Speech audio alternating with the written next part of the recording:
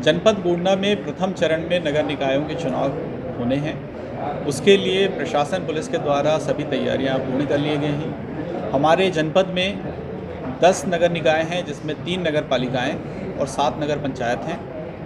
इन 7 नगर पंचायतों में 3 नगर पंचायत हैं जिसमें पहली बार नगर निकाय का चुनाव हो रहा है। इन सब में संवेदनशीलता का निर्धारण भी कर लिया गया है। हमारे टोटल 114 केंद्र और 323 बूथ्स हैं और कुल मतदाताओं की संख्या 2,62,389 है, जिनके चुनाव के लिए पूरी तैयारियां हम लोगों ने कर ली है।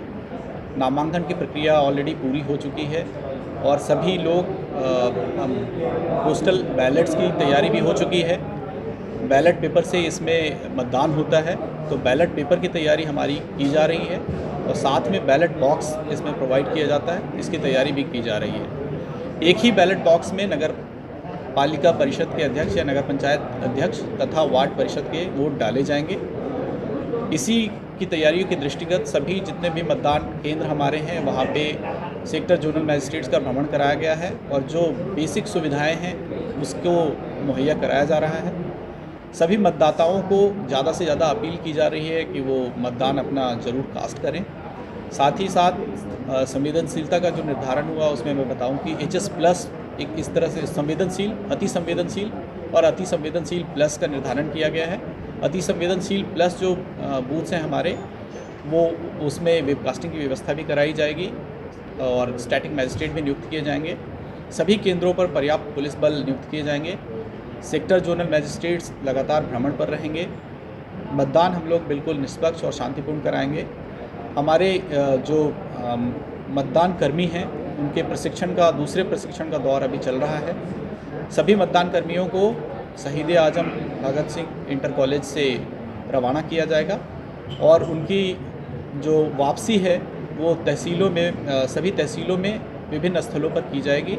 जैसे कि गोंडा में मंडी परिषद गोंडा में कराई जाएगी, इसी तरह करनैलगंज में भी मंडी परिषद करनैलगंज में कराई जाएगी और इसी तरह तरबगंज में एक इंटर कॉलेज में और मनकापुर के इंटर कॉलेज में कराई जा रही है।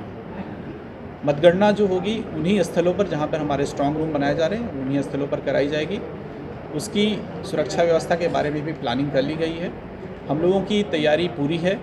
सभी मतदाताओं से मैं अपील करता हूं कि ज़्यादा से ज़्यादा संख्या में आएँ और अपने मताधिकार का प्रयोग करें। फ़ोटो युक्त पहचान पत्र के बारे में जो हम लोगों ने प्रचार प्रसार भी किया है, जो फ़ोटो युक्त पहचान पत्र है आपका, वो आप साथ में लाएँ जिससे कि आइडेंटिफिकेशन में कोई प्रॉब्लम ना आए। हमारे इस बार चुनाव आयोग के निर्देश पर 10 बूथ्स हम लोगों ने पिंक बूथ के रूप में चिन्हित किया है, जिसमें कि सभी जो हमारे मतदान कर्मी हैं वो महिलाएं होंगी, इसलिए उनका नाम हम लोगों ने पिंक बूथ दिया। सर कितने बजे से चुनाव होगा, कितने बजे तक, क्या टाइम पीरियड बढ़ाया गया?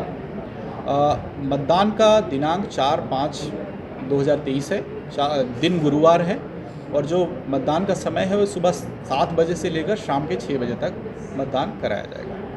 बूथों पर मतदाताओं के लिए कौन सी सुविधाएं उपलब्ध?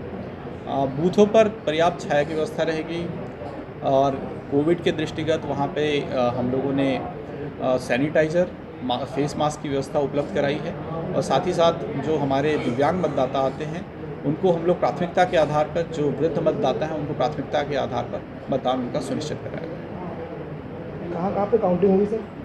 काउंटिंग 4 स्थलों पे बताया गया है, जैसे कि गोंडा में जो काउंटिंग होगी जिसमें एक नगर पालिका परिषद है और 2 नगर पंचायत हैं, उसकी काउंटिंग हमारी मंडी परिषद में होगी। जो करनैलगंज में है वो भी कृषि उत्पादन समिति मंडी परिषद में ही होगी। जो तरबगंज है जिसमें नवाबगंज, बेलसर और तरबगंज की काउंटिंग होनी है वो किसान बालिका इंटर कॉलेज रीता दल सिंह तरबगंज में होगी और मनकापुर की counting AP inter college Mankapur में होगी। ये 13 मई को काउंटिंग होनी है, सुबह 8 बजे से मतगणना की समाप्ति तक ये काउंटिंग चलेगी। नगर पंचायत नगर पालिका के पर्चे किस कलर के होंगे? जिसमें मैंने बताया था कि नगर पालिका परिषद के अध्यक्ष के पर्चे हरे होंगे, नगर पंचायत अध्यक्ष के पर्चे सफ़ेद होंगे और दोनों के वार्ड्स के पर्चे जो हैं गुलाबी कलर।